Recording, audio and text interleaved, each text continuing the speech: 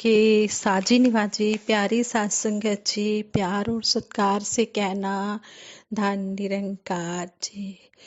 सात संगत जी, आप सबका सतगुरु निरंकार दाता निरंकारी राजपिता जी का शुक्राना करते हुए, आशीर्वाद लेते हुए दासी आप जी के चरणों में ये विचार रखने जा रहे हैं। आज के विचारों का टॉपिक है बड़ों के आशीर्वाद में बहुत ही शक्ति होती है। हम हमेशा सभी का आशीर्वाद लेते चले जाएं। इसी टॉपिक पर आधारित दासी विचार रख रही है। सात संगत जी कहते हैं, महाभारत का युद्ध चल रहा था। एक दिन दुर्योधन के बातों से दुखी होकर भीष्म पितामह अनाउंसमेंट कर देते हैं कि मैं कल पांडवों का वध कर दूंगा। उनकी अनाउंसमेंट का पता चलते ही पांडवों के कैंप में बेचैनी बढ़ गई। भीष्म की शक्तियों के बारे में सभी को पता था, इसलिए सभी किसी अनिष्ट की आशंका से परेशान हो गए। तब भगवान श्री कृष्ण जी ने द्रौपदी से कहा, अभी मेरे साथ चलो। द्रौपदी को लेकर भगवान श्री कृष्ण जी सीधे भीष्म पितामह के शिविर में पहुंच गए, कैंप में पहुंच गए। कैंप के बाहर खड़े होकर उन्होंने भगवान श्री कृष्ण जी ने द्रौपदी से कहा कि अंदर जाकर भीष्म पितामह जी को प्रणाम करो, नमस्कार करो। द्रौपदी ने अंदर जाकर भीष्म पितामह को प्रणाम किया तो उन्होंने अखंड सौभाग्यवती भव का आशीर्वाद दे दिया। फिर भीष्म पितामह जी ने द्रौपदी से पूछा कि बेटी, तुम इतनी रात में अकेली यहाँ कैसे आई हो? क्या तुमको भगवान श्री कृष्ण जी यहाँ लेकर आए हैं? तब द्रौपदी ने कहा कि हाँ, और वह यानी कि भगवान श्री कृष्ण जी कक्ष के बाहर खड़े हैं, कमरे के बाहर खड़े हैं। तब भीष्म पितामह भी कक्ष के बाहर आ गए, कमरे के बाहर आ गए और दोनों ने एक दूसरे से प्रणाम किया। भीष्म पितामह जी ने कहा, भगवान श्री कृष्ण जी से कहा, मेरे एक वचन को मेरे ही दूसरे वचन से काट देने का काम श्री कृष्ण जी ही कर सकते हैं।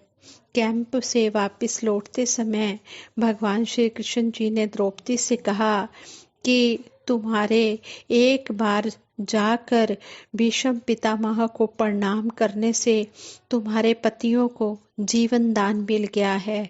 वर्तमान में हमारे घरों में जो इतनी प्रॉब्लम्स हैं, उनका भी मूल कारण यही है कि जाने अनजाने में अक्सर घर के बड़ों की उपेक्षा हो जाती है।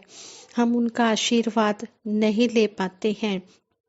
यदि घर के बच्चे और बहुएं डेली घर के सभी बड़ों को नमस्कार कर उनका आशीर्वाद ले लें तो शायद किसी भी घर में कभी कोई कलह क्लेश ना हो। बड़ों के दिए आशीर्वाद सुरक्षा की तरह कवच की तरह काम करते हैं। उनको कोई अस्त्र शस्त्र काट नहीं सकता है।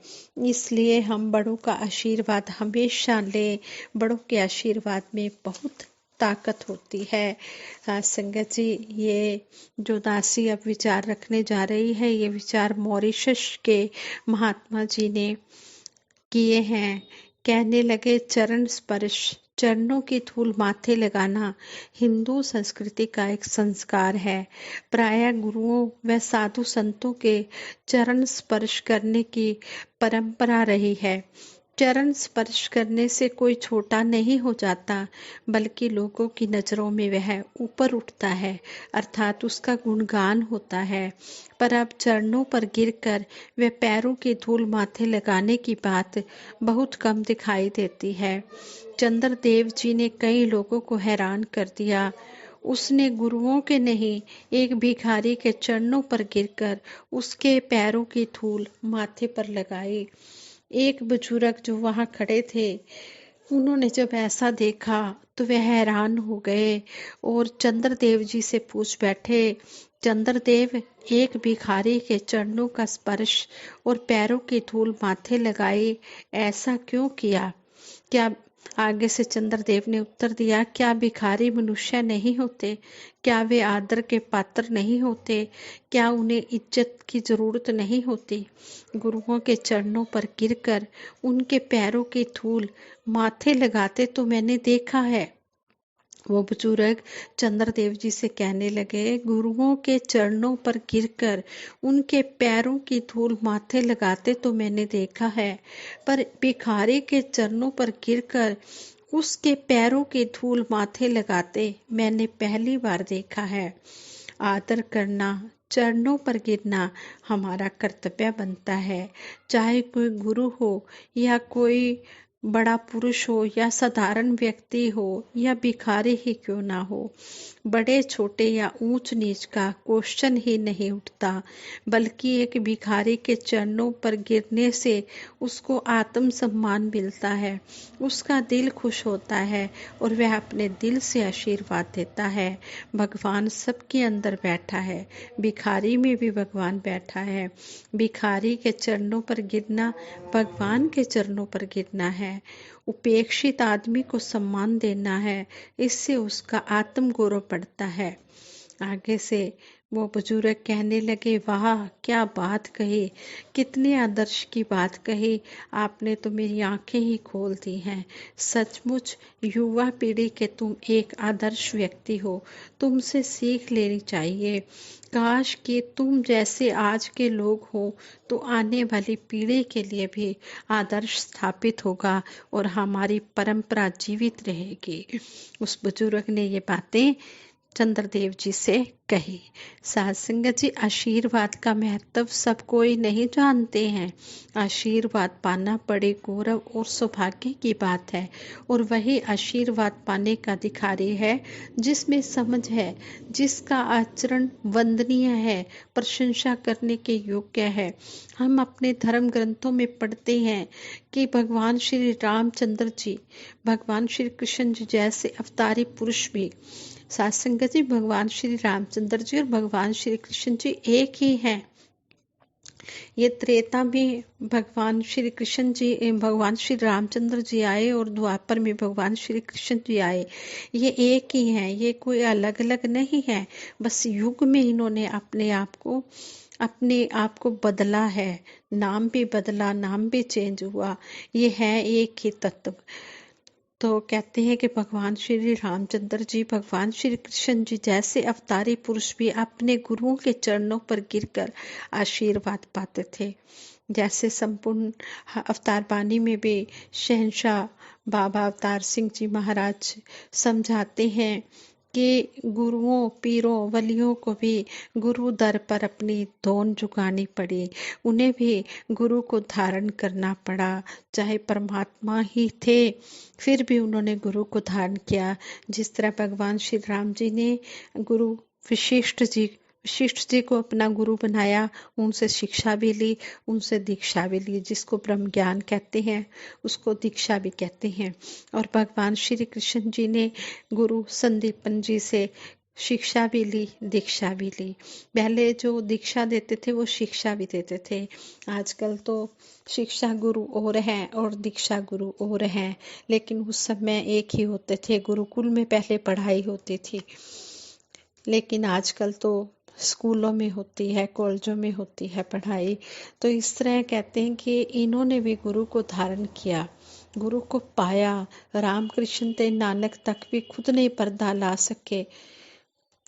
संसार को रास्ता दिखाने के लिए इन्होंने भी गुरुओं को धारण किया। इन्होंने भी दिखाया कि हमने भी गुरु पाया है, गुरु के बिना गति नहीं हो सकती। इस तरह गुरु का, माता पिता का व बड़े जनों का आशीर्वाद बहुत फलदायक होता है। गुरु पूजा, गुरु व मातृ पितृ स्नेह आशीर्वाद तुल्य है। हमारे पूर्वजों के समय में दादा दादी, माता पिता, चाचा चाची वे बड़े जनों के चरणों पर गिरकर वे चरण स्पर्श कर आशीर्वाद पाते थे। शाम के समय बच्चे हाथ पैर धोकर माता पिता वे बड़े जनों के पैर छूते थे और आशीर्वाद लेते थे।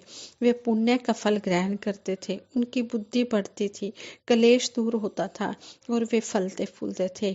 अब शायद ही ऐसा देखने को मिलता है कि कोई बड़ों के चरण स्पर्श कर आशीर्वाद लेता हो।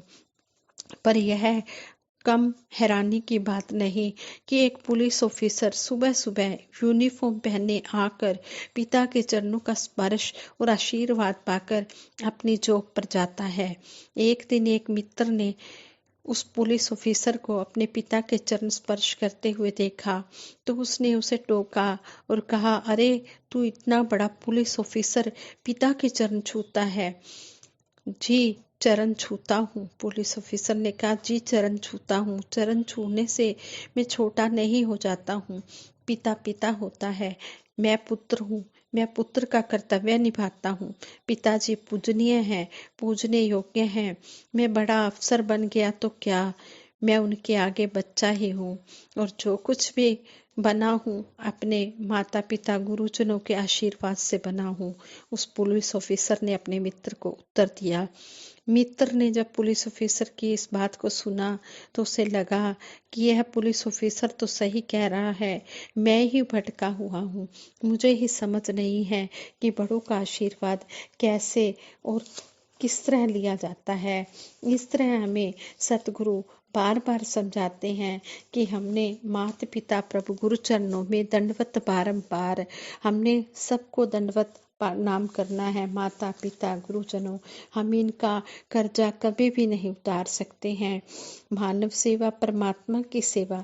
समय बीत रहा है, इस समय की हम पूरी कदर करें, इसे व्यर्थ न जाने दें। लगातार इस निरंकार के प्रति समर्पित होकर दूसरों का आदर सत्कार करते हुए सारे संसार को अपना मानकर सेवा करते हुए आनंद लें और खुशियां प्राप्त करें। सेवा रूहानियत का आधार है। सेवा द्वारा सब तरह के दुखों का नाश हो जाता है। हमें हर समय तन मन धन की सेवा के लिए तैयार रहना चाहिए। परमात्मा की सेवा मानव की सेवा के बिना संभव नहीं है। मानव की सेवा ही परमात्मा की सेवा है। हम चाहे किसी भी महात्मा से जो भी आशीर्वाद ले ले, वो सतगुरु निरंकार का ही आशीर्वाद है। तो हम इस तरह मानव सेवा परमात्मा की सेवा समझकर करें और मानव का आशीर्वाद लेकर परमात्मा का आशीर्वाद समझें और इस तरह हम कभी भी कोई भेदभाव न करें। सतगुरु के चरणों में यही अरदास है। सच्चे पातशाह हम हर एक मानव की इस संसार में रहने वाले हर एक मानव की दिल से कदर करें और उनका आशीर्वाद लें। जो भी विचार हमने सुने हैं हम इन पर अमल भी कमाएं, यही दासी आशीर्वाद मांगती है। अगर दासी से ये विचार करते हुए कोई गलती हो गई हो तो दासी को क्षमा कर देना और आगे के लिए सुमत बख्शना, सद्बुद्धि देना, सद्विचार देना, सदमार्ग देना। हाँ संगत जी, प्रेम से कहना, धन निरंकार जी।